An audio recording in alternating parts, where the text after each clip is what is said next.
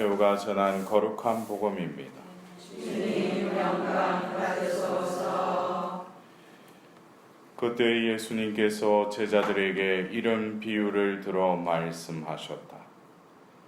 하늘나라는 자기 포도밭에서 일할 일꾼들을 사려고 이른 아침에 집을 나선 밭 임자와 같다. 그는 일꾼들과 하루 한 데나리온으로 합의하고 그들을 자기 포도밭으로 보냈다. 그가 또 9시쯤에 나가보니 다른 이들이 하는 일 없이 장터에 서 있었다. 그래서 그들에게 당신들도 포도밭으로 가시오, 정당한 삭슬 주겠소 하고 말하자 그들이 갔다. 그는 다시 12시와 오후 3시쯤에도 나가서 그와 같이 하였다. 그리고 오후 5시쯤에도 나가보니 또 다른 이들이 서 있었다. 그래서 그들에게 당신들은 왜 온종일 하는 일 없이 여기 서 있소 하고 물으니 그들이 아무도 우리를 사지 않았기 때문입니다 하고 대답하였다. 그러자 그는 당신들도 포도밭으로 가시오 하고 말하였다. 저녁 때가 되자 포도밭 주인은 자기 관리인에게 말하였다. 일꾼들을 불러 맨 나중에 온 이들부터 시작하여 맨 먼저 온 이들에게까지 품삯을 내주시오. 그리하여 오후 5시쯤부터 일한 이들이 와서 한 데나리온씩 받았다. 그래서 맨 먼저 온 이들은 차례가 되자 자기들은 더 받으려니 생각하였는데 그들도 한 데나리온씩만 받았다. 그것을 받아들고 그들은 밭 임자에게 투덜거리면서 맨 나중에 온 저자들은 1시간만 일했는데도 대학볕 아래에서 온종일 고생한 우리와 똑같이 대우하시는군요 하고 말하였다. 그러자 그는 그들 가운데 한 사람에게 말하였다. 친구여, 내가 당신에게 불의를 저지른 것이 아니요 당신은 나와 한 데나리온으로 합의하지 않았소. 당신 품삯이나 받아서 돌아가시오. 나는 맨 나중에 온 이 사람에게도 당신에게서처럼 품삯을 주고 싶소. 내 것을 가지고 내가 하고 싶은 대로 할 수 없다는 말이요. 아니면 내가 후하다고 해서 시기하는 것이요. 이처럼 꼴찌가 첫째 되고 첫째가 꼴찌 될 것이다. 주님의 말씀입니다. 그리스도님 참배합니다.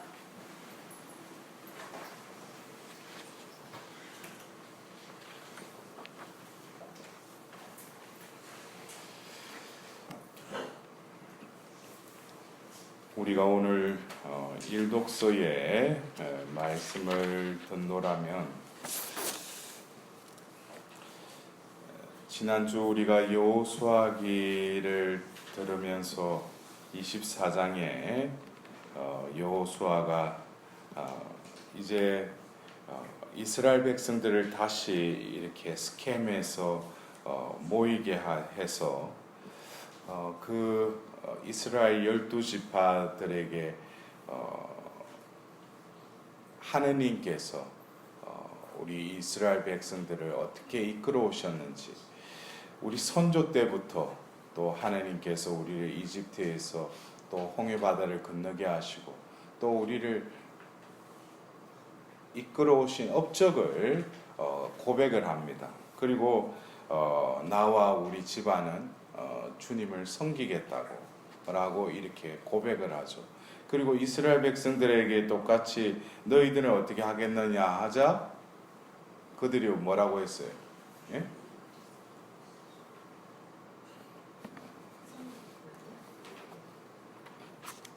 여러분들 지난주에 참 이 망각이 참 큰 은총이에요. 그래요. 네. 자기들도 섬기겠다고 그러죠. 근데 여호수아가 그 말을 듣고 뭐예요? 믿지 않았다고 그랬어요. 우리가 여호수아기가 끝나고 판관기로 들어가자 아니나 다를까 뭐예요? 그들은 자기 마음대로 살죠. 우리가 그래서 어떤 사이클로 본다면 하느님께서 그들을 홍해바다를 건너서 또 40년 동안 광야 생활을 거쳐서 이제 요르단강을 건너게 하셔서 이제 가나안 땅을 차지하게 하시는, 그것이 어떻게 보면 피크를 이루었다면 이제 판관기를 통해서 이제 나락으로 떨어지는 거죠. 그러면서 판관기 뒷부분에 가면은 더 어떻게 보면은 무색할 정도로 이게 과연 하나님의 선민들인가라고 할 정도로 그러한 타락에 이르게 됩니다. 오늘 우리가 들은 이 판관기 9장의 말씀, 또 스켐에서 그들이 이제 바로 기드온의 아들인 아비멜렉을 임금으로 세우기에 이릅니다. 이제 주님을 섬기지 않는 것에서 이제는 뭐예요? 그들 가운데 사람을 임금으로 세우기 시작했다는 거예요. 근데 이스라엘 백성은 그 말 그대로 신정국가죠. 하나님이 그 백성을 부르셨고 또 계약을 맺으시고 나는 너희의 하나님이 될 것이고 너희는 나의 백성이 될 것이다 라고 해서 그들을 뭐예요? 친히 이끄시겠다는 거예요. 그래서 하나님이 바로 임금이시죠. 그래서 우리가 이 판관기에 이 판관이라는 이 책 제목에도 나와 있듯이 이 삼중직무, 그래서 이 판관으로 부름받은 사람들은 평상시에는 뭐예요? 그들의 또 재판관으로서 그 백성들의 어떤 잘잘못을 또 이렇게 판결해 주죠. 또 그리고 어떤 사제직과 또 더불어서 그 왕직을 수행하고 또 그 예언직을 또 동시에 수행하는 그런 삼중 직무를 한 사람이 다 이렇게 행할 수 있게끔. 근데 그 이 판관의 또 특징은 하나님께서 그 시기에 그 사람을 세우셔서 판관으로 세우셨다면 세습이 안 되는 거예요. 그래서 그 사람이 사라지고 나면은 이제 또 이스라엘 백성들은 뭐예요? 또 자기 멋대로 살다가 또 하나님께 아우성치면서 구해달라고 하자 또 다른 판관을 세워주시죠. 근데 이 기드온, 하나님의 그 용사라고 하는 이 기드온이 결국 죽고 나서 그 아들이 세습을 하려고 하는 거예요. 근데 이것은 하나님 편에서 반기지 않으시죠. 그래서 어떤 면에서 요탐의 우화를 우리는 이렇게 들으면서 결국 임금을 세워달라는 것이 그들 편에서는 보이는 그 사람에게 순종하는 것이 오히려 더 수월할지도 모르겠지만 결국에는 파국에 이르게 된다는 것을 이 우화를 통해서 빗대어서 이렇게 이야기를 하고 있습니다. 어떻게 보면은 이 성경의 이 역사는 바로 그 사무엘기 상근에 들어가서 급기야는 이제 사무엘에게 왕을 세워달라고 그러죠. 그때부터 이제 왕제도가 이제 도입이 되는 거예요. 그러면서 이제 우리가 열왕기 상하근을 통해서 다윗에 이은 솔로몬의 그 아들들에 이어서 이제 나라가 이제 둘로 나눠지죠. 그러면서 왕다운 왕이 없죠. 예. 그래서 이제 그 왕들이 이렇게 부패하자 하나님께서는 이제 왕을 세워주셨는데 이제는 예언자를 보내기 시작하시죠. 이제 예언자 시대가 시작된 거예요.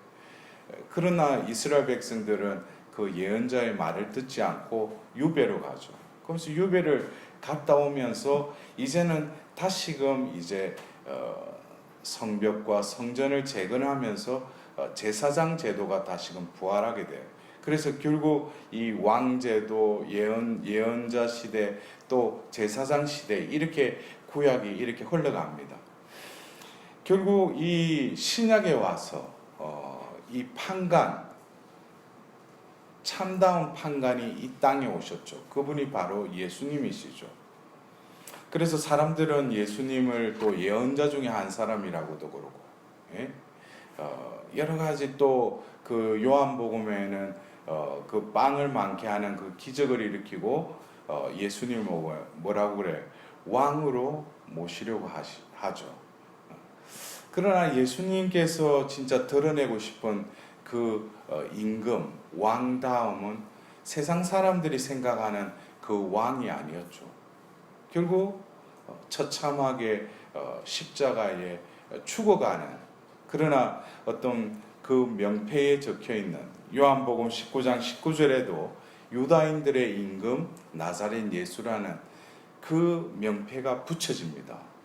근데 그것은 어떻게 보면 조롱하는 의미로 그 명패를 붙였지만 어쩌면 그 명패가 바로 예수님의 바로 정체성을 드러내는 것이에요. 예수님이 바로 왕이시라는 거예요. 어떻게 보면은 이 성경의 역사는 또 하나님께서 그 이스라엘 백성들에게 왕을 세워주시기도 하시지만 또 그 왕이 하나님 뜻에 따르지 않는 그러한 삶을 역사를 살았다면 예수님은 바로 아버지의 뜻에 온전히 순종하는 그 왕으로서의 삶을 드러내셨다는 거죠. 그렇다면은 우리가 이 교회의 시대에 우리도 역시 뭡니까? 우리도 세례를 통해서 왕직, 사제직, 예언직을 받았잖아요. 우리는 왕다운 백성이에요. 예? 왕다운 백성이라고 해가지고 어깨에 힘을 주고 목을 뻣뻣하게 다니라는 게 아니라 진정한 예수님이 우리에게 왕다움을 드러내셨던 그 삶을 이 세상의 논리가 아니라 군림하는 자, 지배하는 자가 아니라 바로 섬기는 자, 몸값까지도 내어서 그 사람을 살리시는 바로 그 왕다운 왕의 백성답게 살아야 하는 것이 우리의 또 임무이기도 합니다. 그렇다면 오늘 우리가 들었던 이 복음의 말씀, 어쩌면 상식적으로 이해가 안 되죠. 우리 한국 사회에서도 보면 최저임금 때문에 서로 보면은 그러는데 결국 노동과 그것에 대한 응당한 대우를 받는 것은 그거는 이루어져야 되는 거죠. 그 정의는 이루어져야 되는 것입니다. 그러나 오늘 예수님께서 말씀하신 이 비유는 하늘나라의 비유예요. 이 세상에 대해서 이야기한 것이 아니라 하늘나라에 대해서 이 비유의 말씀을 통해서 하늘나라는 이 세상에 운용되는 원리와는 다르다는 거예요. 어떻게 보면 여러분들이 그 한 데나리온씩 공평하게 그냥 그 똑같이 이렇게 나누어 주면은 그 주인에게 있어서는 이득일 것 같아요, 손해일 것 같아요. 예? 아니 처음 온 사람부터 마지막까지 그냥 동일하게 한 데나리온씩 줬으면은 주인이 보면 이득을 볼 것 같죠. 근데 엄밀히 따지면 그 많은 사람들한테 동일하게 다 주면은 오히려 손해죠. 예? 주인 입장에서는. 예? 근데 우리는 이 포도밭 주인의 그 마음을 우리는 알아차려야 돼요. 어떻게 보면은 우리도 역시 그 하루 종일 땡볕에서 일한 그 한 사람처럼 어떻게 보면 교회 안에서 열심히 나름대로 뭐 했는데 뭐 하나님이 뭐 대우라기보다도 어떤 그에 반해서 그냥 활동도 안 하고 그러는데 저 사람이 은총 받고 보면 뭐 자식이 잘 되고 그러면서 또 그러면 어쩌겠어요? 하나님한테 와서 안 그러겠어요? 아니 나는 교회에 봉사도 많이 하고 했는데 왜 저 자식은 잘 되고 왜 우리 자식은 이 계속 골치만 썩이고 이러냐고. 어떻게 보면 똑같은 원리예요. 그러나 하나님이 보실 때는 그것을 뛰어넘어야 되죠. 어떻게 보면은 너는 또 그렇게 열심히 했으니까 또 그 자녀들을 비유를 해서 조금 그러는데 또 더 성화의 길로 나아갈 수 있도록 스스로 또 노력하니까 하나님께서는 또 그대로 이렇게 봐주시고 이끌어 주시겠지만 이 사람은 그냥 놔두면 뭐겠어요? 완전히 죽음의 나락으로 떨어질 수도 있다는 거예요. 그래서 그 사람에게 또 어떻게 보면 사탕식으로 주시는 거예요. 나도 어느 때는 부당하지만 하나님께서 나에게 은총을 많이 부어주신 때가 있었어요. 그것을 잊어버리고 지금 자기가 믿음의 성장의 그 단계에 맞춰서 우리는 하나님의 마음에 그것을 아랠 줄 알아야 돼요. 그래서 오히려 그런 것을 오히려 축복받는 것은 뭐예요? 더 기뻐하고 저 사람도 하나님의 그 마음으로 하나님의 집으로 이제 향할 수 있게 되었구나. 그것으로 기뻐하는 걸 또 하나님은 그 마음을 축복해 주시는 거죠. 그리고 우리가 얻고자 하는 이 축복이라는 것이 이 현세에서의 축복만이 축복이 아니죠. 진정한 축복은 구원의 축복이죠. 천상의 예루살렘에 들어가는 것. 그래서 우리는 어쩌면 왕다운 백성답게 살아가는 것. 어떻게 보면은 이 세상이 많은 우리가 자라나면서 교육을 받고 또 이 사회 안에서 경쟁을 하면서 다들 위로 올라가려고 그래요. 우리가 요즘 어떤 뉴스를 보면 참 안타깝죠. 예? 어떻게 보면은 우리가 임금이라는 이 제도는 바로 창세기 4장부터 이어지는 그 카인의 계열을 보면은 그들은 이미 그때부터 뭐예요? 힘센 자를 자기들을 다스리는 자로 세웠다는 거예요. 그러니까 이게 어떤 임금이라는 그 인간 사이의 임금이라는 것은 거슬러 올라가면은 원죄의 서로 우열을 가리고 그게 또 어디서부터 시작돼요? 아담의 자식인 바로 카인과 아벨에서 하느님 마음에 들지 않는다고 해서 화를 내서 동생을 죽여버리잖아요. 어떤 그러한 인간 사회에서 그 평등보다는 남보다 더 위에 서려고 하는 그것은 원죄의 결과예요. 그래서 지금 어떤 면에서 우리가 지금 머물고 있는 이 세상은 바로 그 창세기 4장의 그 카인의 계열에 그것이 지금 연장되어서 역사적으로 계속 이어지고 있는 거예요. 우리가 진정으로 그 골고다 언덕에 그 예수님의 십자가 위에 그 명패, 그분이 바로 왕이시라는 거예요. 근데 내가 왕다운 백성으로서의 삶을 살아가는 그건 역시 어떻게 보면 세상의 논리가는 정반대의 삶을 살아갈 때 그 우리의 구원을 위해서 죽기까지 아버지의 뜻에 순종했던 그 왕을 우리는 모시고 살고 있다는 거죠. 그렇다면은 나도 어떻게 보면 이 세상에서 생존하기 위해서는 남들 위에 서야 되고 남보다 더 잘해야 되고 또 남보다 더 재물도 모아야 되고 그렇지만 그것이 끝이 아니라는 거예요. 왜? 우리에게는 하늘나라가 있다는 것을 명심해야 된다는 거예요. 과연 내가 이 생에서 살기 위해서 하나님을 선택하고 눈에 보이는 그 한 데나리온처럼 그것에 내가 신앙의 잣대를 둘 것인가? 아니면 그것을 뛰어넘는 그 자비로우신 하나님의 그 마음 속에서 그것으로 족하고 그것으로 흡족하며 하나님 안에서 기뻐 안식을 누리는 그러한 삶을 우리는 이 생에서부터 터득하고 또 살아갈 때 바로 하나님께서는 눈에 보이는 그 한 데나리온이 아니라 바로 구원이라는 그 또 다른 데나리온을 나에게 주시리라 믿습니다. 우리는 다시금 이 생을 살면서 하늘나라의 신비를 듣고도 깨닫지 못한다면 그것처럼 불행한 게 없어요. 오늘 또 이 전례를 통해서 이 포도 주인의 그 비유의 말씀을 듣고도 과연 그것을 깨닫는 이가 몇 사람이 되겠습니까? 여러분들 진정으로 이 말씀을 깨닫고 그 주인의 마음대로 우리들도 그러한 마음으로 살아갈 수 있도록 하나님께 자비를 구하도록 합시다.